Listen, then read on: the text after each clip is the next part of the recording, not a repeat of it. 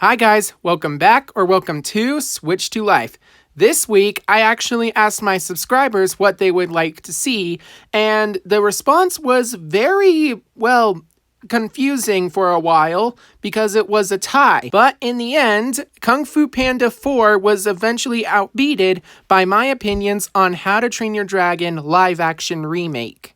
Don't worry, I do eventually plan to turn those other topics into videos, but this is actually pretty good timing because we just got confirmation that How to Train Your Dragon will begin filming on June 30th, which is actually the same date that Ruby Gillman Teenage Kraken releases in theaters. So for this video, it's going to be split into 4 topics of discussion: my opinion on live-action movies, my opinion on live-action remakes, my opinion on how they should handle How to Train Your Dragon live-action, and finally, other DreamWorks movies that could be considered for live-action remakes. Timestamps are included in the description below, but without further ado, let's get started.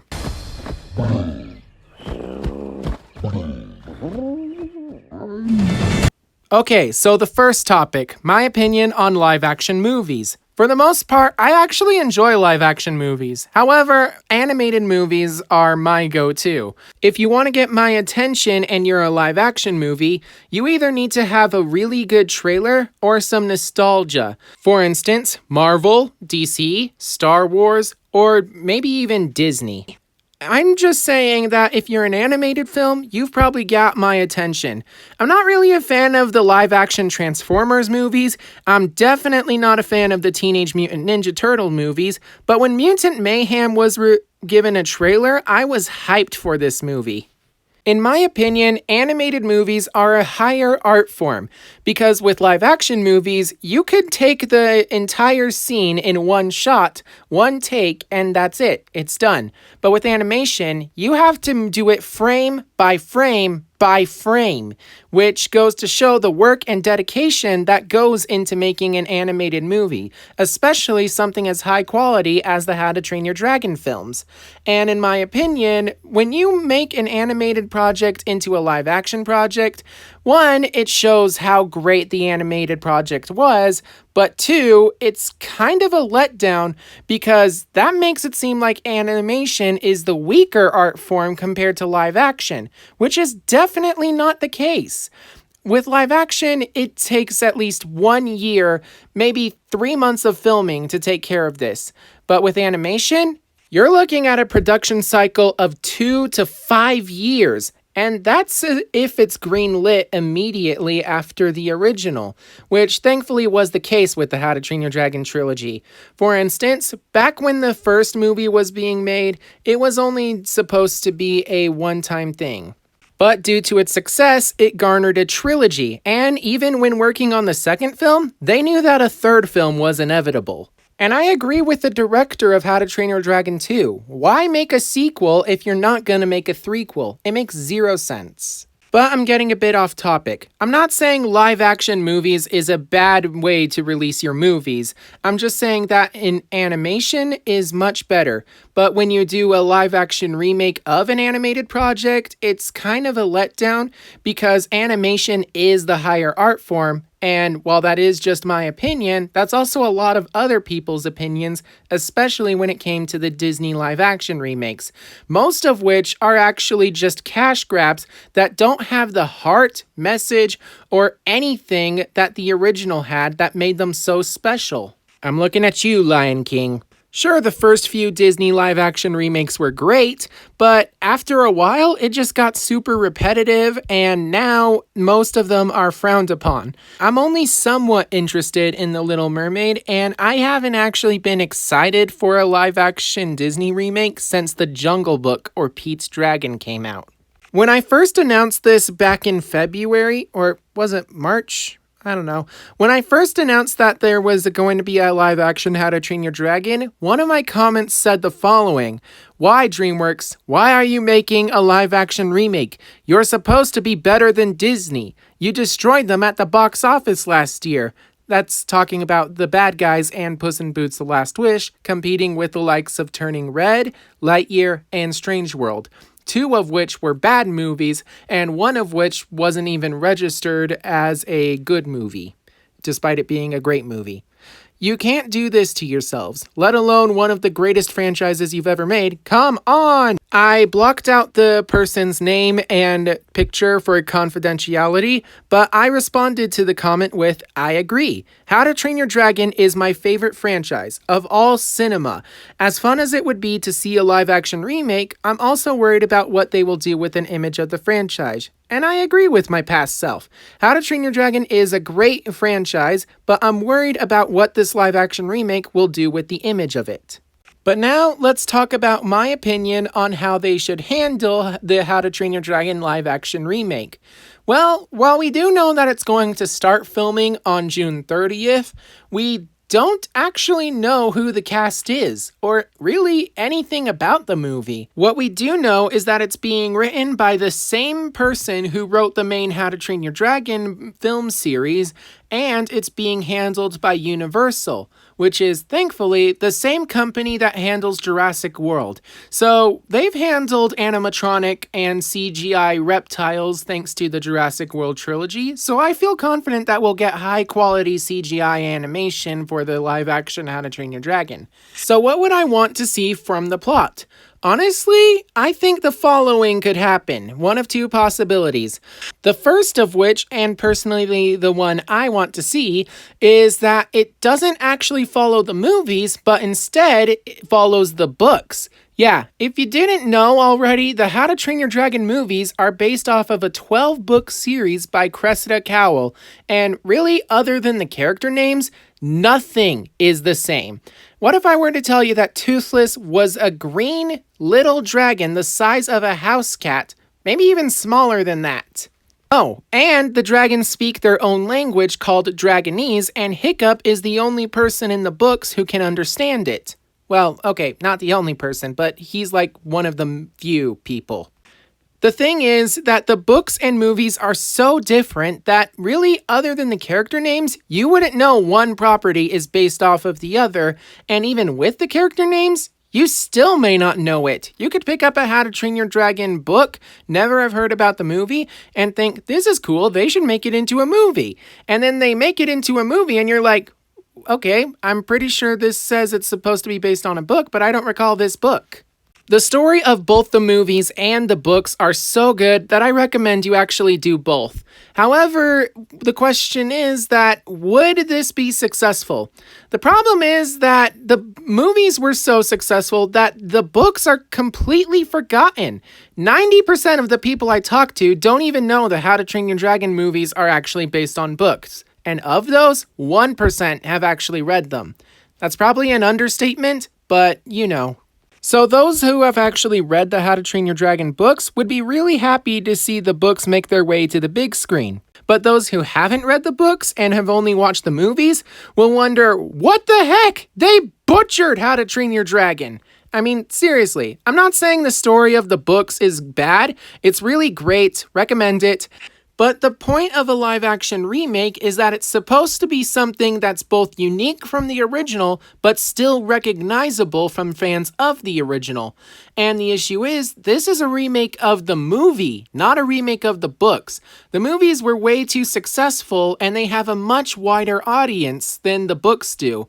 And even though the movie helped get the books an audience, I'm pretty sure the movie is still superior in a lot of the people who read the books' minds. So the second option, and probably the more likely of the two, is that the movie is either its own original thing or is a shot-for-shot remake of the movies, both of which I would actually be fine with, except that if it needs to change a few things. For instance, I would love it if we got a lot of dragons in the live-action remake that didn't appear in the first film.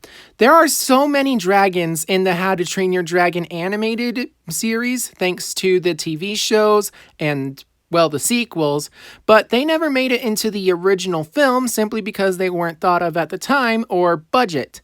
And while you do have limited resources when it comes to a live-action model, I would love to see references to a lot of DreamWorks properties that they made for How to Train Your Dragon, including How to Train Your Dragon, How to Train Your Dragon 2, How to Train Your Dragon 3, Dragons Riders of Berk, Dragons Defenders of Berk, Dragons Race to the Edge, Dragons Rescue Riders, Dragons The Nine Realms. While I do want those references, I also wouldn't mind some brand new dragons that were never before seen in any of the How to Train Your Dragon content. This is actually one of the easiest things with animation. You can create limitless character models, but when it comes to live action, you're actually pretty limited, especially when it comes to creatures. You have to make something that seems realistic so that it can interact with our characters, but also something that the actors can interact with without it actually being there. Which obviously means fewer dragons and less references, but I still wouldn't mind some references. And being a live-action film, I could see this movie taking a darker route, maybe a bit more gruesome and, well, I wouldn't say bloody, but maybe a few more battle sequences. One of the things that the original series was a little light on was the lack of gore and injuries.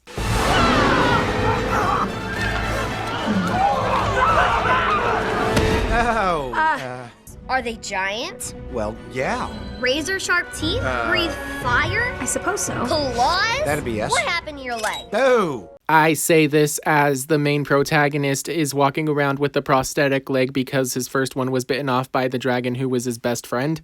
As Zephyr so easily pointed out, there is a ton of potential for a darker tone to be set with this story and for more gruesome injuries to be included, and I would love to see that. The only problem is that would make it no longer a kids movie, but honestly, come on, what kid hasn't watched a really gruesome show these days, other than younger than 7 years old? I'm not saying this film should go for a PG-13 rating, it should definitely stick with PG, but I think it should push the boundaries to the point where it's almost PG-13, but it doesn't have any swear words, so it can't be PG-13. Personally, I also want this film to be a solo, one-off kind of movie, and if it is successful, let it get a sequel. But at the same time, I want this film like it has a complete, full ending, while at the same time leaving the door open for sequels, but also closed ending enough that it feels like a complete story that doesn't need a sequel.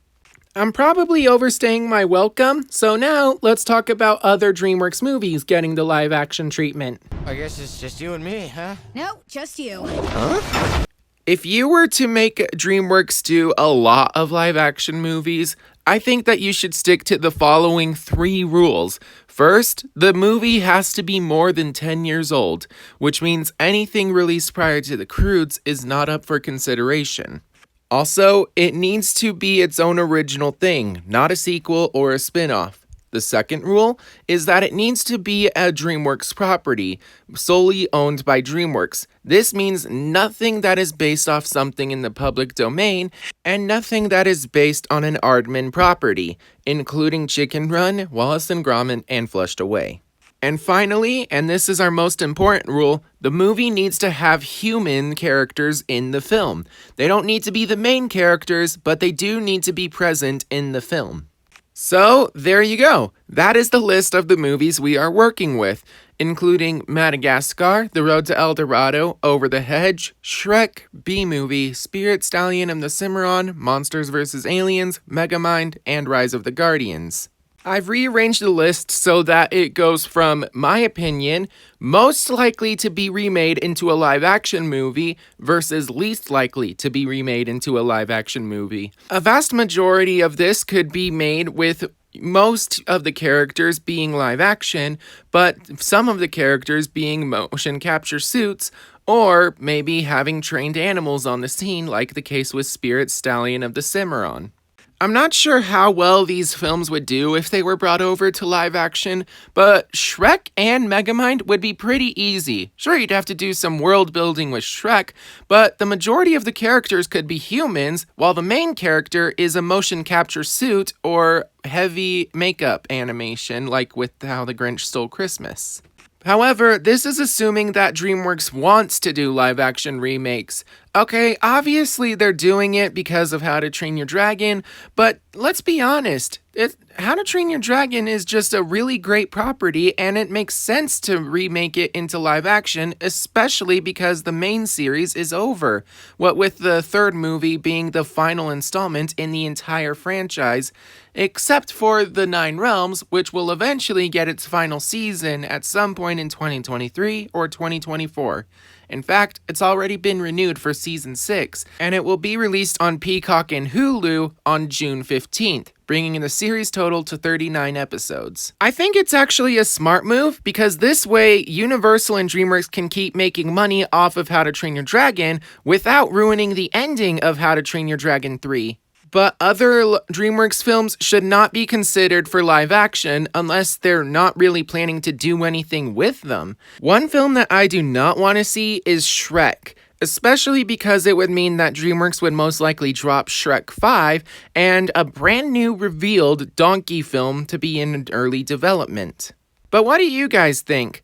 What are your opinions? Are you excited for How to Train Your Dragon? What would you like to see in this live-action remake? And what other DreamWorks properties would you like to see remade into live action? I hope that you guys enjoyed today's video and that you are looking forward to the next one. Make sure that you are staying safe out there, and I will see you all next time. Bye! You may applaud now.